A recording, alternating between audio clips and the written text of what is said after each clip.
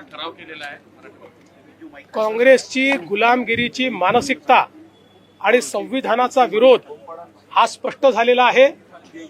खरं म्हणजे हा काही इंग्रजांचा भारत नाही। भारतरत्न डॉक्टर बाबासाहेब आंबेडकरांनी संविधान तयार केलं। या संविधानाने लोकसभा आणि राज्यसभा पार्लमेंट तयार केली आणि या संविधानाने सांगितलं की संविधानाचं पालन म्हणजे काय, तर लोकसभा आणि राज्यसभेने तयार केलेला कायदा हा पाळणं म्हणजे संविधान पाळणं आहे। आणि आता त्याच दोन्ही सभागृहांनी घेतलेला निर्णय काँग्रेस म्हणते आम्ही मानणार नाही।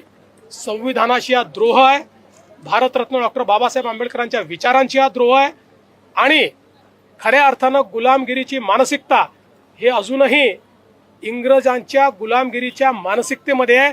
ही गुलामगिरीची मानसिकता आहे, मतांचं लांगुल चालन आहे आणि खऱ्या अर्थानं या देशाचा जो विचार आहे त्या विचारांची हा द्रोह आहे।